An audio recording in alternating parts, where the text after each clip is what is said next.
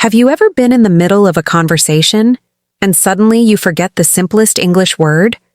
A word you've used 100 times. A word you know. But your brain freezes, your tongue stops, and all you feel is pressure. And the moment the conversation ends, the word magically appears again. If this happens to you, you're not alone. And today, you're about to learn the real reason behind it. Welcome to Learn English with Ease. Now let's join Jack and Emma as they dive deep into why your memory disappears in conversation and how to unlock your English instantly. This is Learn English with Ease. English made powerful, simple, and yours. Emma? The number of times I've forgotten the simplest English word while speaking, it's honestly ridiculous. Sometimes I felt like my brain was playing a prank on me. I'd know the word, I'd use it daily, I'd write it, I'd hear it. But the moment someone looked at me and waited for my response, my mind just emptied, like a blank white screen. No sound, no ideas, no words, just silence and embarrassment. Jack, you're describing exactly what millions of English learners feel every single day. People think forgetting words is a sign of weakness, but honestly, it's a sign of pressure. And the worst part is that it attacks the words you know the best. Like you could forget restaurant or meeting or excited, and it makes you feel confused, like, why am I forgetting such basic words? What's wrong with me? But the truth is, nothing is wrong with you. Something is wrong with the moment you're in. That's the thing, right? The moment. Because when I'm alone, I remember everything. When I'm reading a book or watching a video, all the words are there. When I'm practicing by myself, my English feels smooth. But the second someone asks me something directly, boom. My whole memory collapses, and it feels like someone is squeezing my brain from the inside, blocking the words from coming out. And it's because your brain is switching modes. When you're alone, you're in learning mode. Calm, open, relaxed. But when you're in front of someone, especially someone who speaks better English than you, your brain switches into performance mode. And performance mode triggers fear. Fear triggers memory block. It's not about language ability. It's about emotional overload. So basically, my brain thinks speaking English is dangerous. Exactly. Not dangerous like a tiger chasing you, but dangerous emotionally. Your brain is trying to protect you from embarrassment, from judgment, from failure. And to protect you, it shuts down access to certain words. It's like your brain is saying, don't say anything until I make sure you're safe. But the problem is, that silence makes you feel even more unsafe. Wow. That's exactly how I used to feel.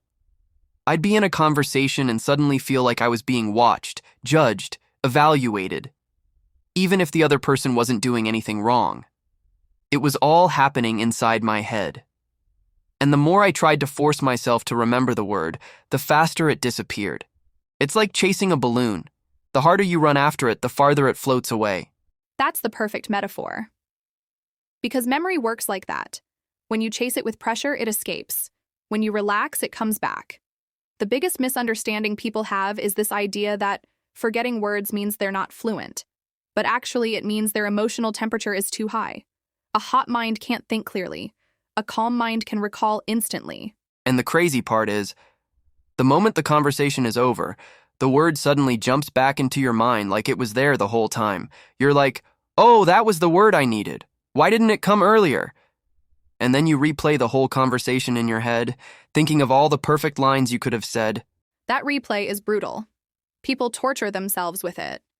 And that self-judgment builds a negative loop. The next time they speak, they remember the embarrassment from before. That increases fear. Increased fear increases memory block.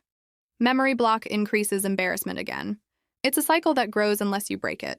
I lived in that cycle for years. You know this, Emma. I had the vocabulary. I studied. I practiced. But I still couldn't trust myself to speak. Every time I forgot a word, it felt like a failure. And the worst part was that people would say, your English is good. But I didn't feel good. I felt stuck. I felt trapped inside my own head. Because fluency isn't just language, it's emotional freedom. And most learners don't realize that they're carrying this emotional backpack full of past experiences. Times they were laughed at, times they made mistakes, times they felt judged, times they were told their English wasn't good enough. And every time they speak, that backpack gets heavier. And that weight makes you forget words. It's like your memory is buried under all those emotions. You can't access the vocabulary because you're too busy protecting yourself. And I think the biggest realization I had was this. I wasn't forgetting words because my English was weak. I was forgetting them because I was scared. Yes.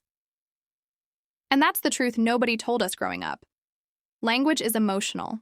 The brain doesn't separate memory from feelings. If you're stressed, memory shuts down. If you're relaxed, memory opens. That's why some learners speak perfectly with friends but freeze with strangers. The vocabulary is the same. The emotional pressure isn't. It's wild how the same person can be fluent in one situation and completely blocked in another. I've seen people speak English beautifully online but freeze in person. I've seen people speak confidently with friends but panic with teachers. I've seen people chat easily on WhatsApp but struggle on a phone call. Because every environment carries different levels of emotional risk, and your brain reacts to that risk by deciding whether to open or close access to vocabulary. And that's why some people feel like their English is inconsistent. But it's not inconsistent. Their emotions are. And that's where everything changes. When you stop blaming your memory and start understanding your emotions. When you stop saying, I forgot the word, and start saying, I felt pressure, so my memory closed. That mindset shift alone makes speaking easier. It takes away the guilt. It takes away the shame. And it opens the door to real fluency. Because once you understand why you forget words, you can fix the root problem. You can train your brain to stay calm. You can learn how to switch from fight mode to flow mode. And you can speak English without that heavy emotional backpack slowing you down. And that's exactly what we're going to teach in the next part. The actual techniques, the psychological tricks, the mental resets, the methods that make your brain unlock words instantly, even in real conversations. Because you don't need more vocabulary. You need more access to the vocabulary you already have. And once you learn how to access it, you'll never forget words you know. Emma, before we get into the techniques, I want to say something that might sound surprising, but I think a lot of people need to hear it. Sometimes you forget words not because you're unprepared, but because you care too much. You want to be understood. You want to sound good. You don't want to waste anyone's time. And that desire to perform creates this intense pressure. It's like the more you want to speak well, the harder it becomes to actually speak. Exactly, Jack. I think people underestimate how much emotional pressure they put on themselves just by wanting to sound good. They're not trying to be perfect. They just don't want to embarrass themselves. But the brain doesn't understand that intention. The brain just senses fear. And when your brain senses fear, it redirects all your energy toward protecting you, not helping you communicate. That's why you forget simple words at the worst possible moments. And that's what we want to fix today. Not the vocabulary itself, but the emotional reaction around it. So let's go into it. Emma, what would you say is the first step to remembering words instantly during real conversations? The first step is something people never expect. Stop chasing the exact word. The moment you realize you can't remember a word, your brain starts panicking. But if you relax and simply switch to a simpler word, a description, or an example, your brain gets the signal that nothing dangerous is happening. And when the brain relaxes, suddenly the original word comes back. For example, if you forget the word recommend, just say, I think you should try, or I suggest, or even, it's good if you, and boom, the pressure disappears. And guess what? A second later, the word recommend magically returns. That is so true. I used to freeze because I felt I needed the exact word, like the perfect vocabulary choice was the only correct way to speak. But when I learned to use simple words, it was like the pressure just melted. I stopped holding myself hostage to vocabulary, and the funny thing is, native speakers do that all the time. They use simple words, fillers, pauses, descriptions.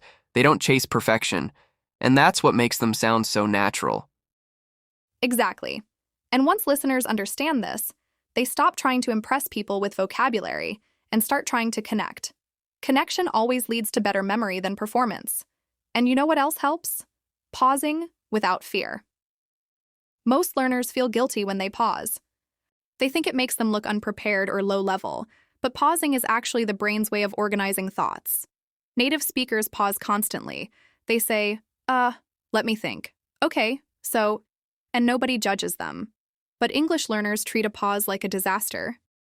That fear of pausing cuts off memory access. That's such a powerful point. And I think the reason learners fear pausing is because they think others will lose patience. But honestly, when someone pauses with confidence, it feels natural.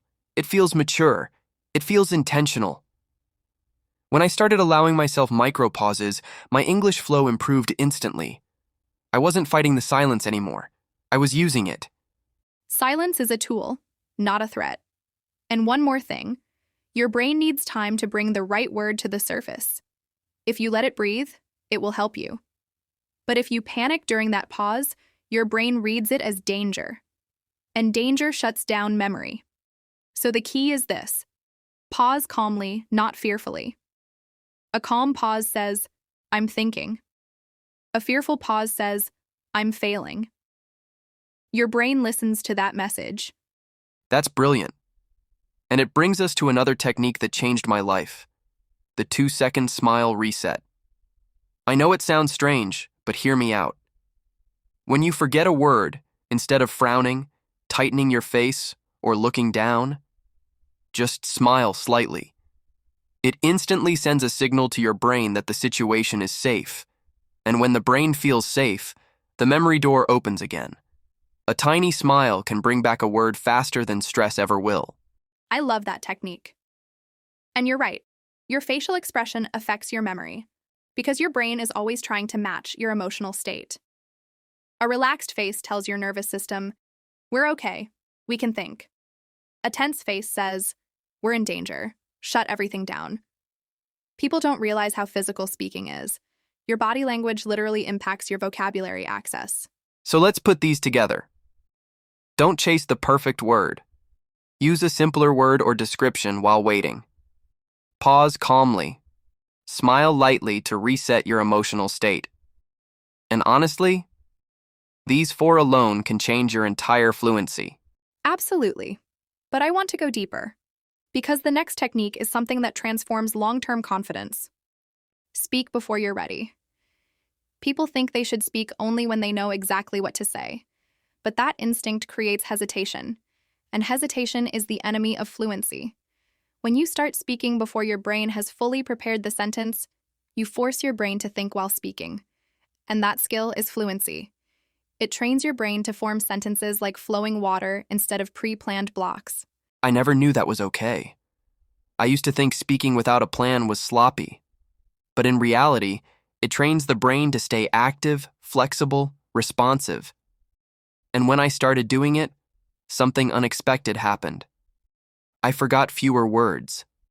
Because my brain wasn't trying to remember everything at once. It was just moving step by step. Exactly. That's how native speakers do it. They speak and think at the same time. They don't plan perfect sentences. They just trust themselves. And that trust is what learners need to build, because trust opens memory. Doubt destroys it. That line is so powerful. Trust opens memory. Doubt destroys it. People don't understand that self-doubt is the #1 enemy of English fluency. Not grammar, not pronunciation, not vocabulary. It's doubt. Doubt kills confidence. Confidence opens memory. It's a psychological system. Yes, and the more you trust yourself, the faster your brain works. I also want to talk about something that helps instantly: lowering your internal expectations. When you expect yourself to sound perfect, you freeze. When you allow yourself to sound natural, you flow. When you give yourself permission to make mistakes, you relax. And when you relax, your memory returns. It's incredible how simple it is, yet so life-changing. It is. And you know, sometimes the greatest shift is accepting this truth. You don't need perfect English for people to understand you. You just need enough English and enough emotional stability to express your ideas. Your words don't have to be fancy. They just have to be you. And once I accepted that, I felt lighter. I felt freer. I felt like I didn't have to perform anymore. And that freedom is what brings back your vocabulary. Fluency grows in freedom, not pressure. And everyone listening right now needs to hear this. You already know enough English to speak confidently. Your problem isn't knowledge. Your problem is tension. Reduce the tension, and your English will appear. Let's give them the final, most powerful technique, the one that helped me the most. Speak with curiosity, not fear. When you approach conversations like little opportunities to explore, to try, to play, your brain learns faster. When you approach them like tests, your brain shuts down. Curiosity opens pathways. Fear closes them. It's that simple. Yes, Jack. Curiosity is the antidote to fear. And here's the final message I want every listener to take away. You don't remember words because of confidence. Confidence comes because you remember words. But confidence comes from one thing: emotional safety. Create emotional safety inside yourself, and your memory will work instantly. You won't panic. You won't freeze. You won't forget words you know. And that's the magic of fluency. Not perfection, not complexity, not big vocabulary. Fluency is the ability to stay calm enough for your brain to give you the words you already know. And you can do it. You're closer than you think. Exactly. So if you've ever frozen, forgotten words, or panicked during conversations, it doesn't mean you're weak. It means you're human. And now you know how to take your power back. Remember, the words are inside you. They never left. You just needed the emotional key to access them. And now you have that key.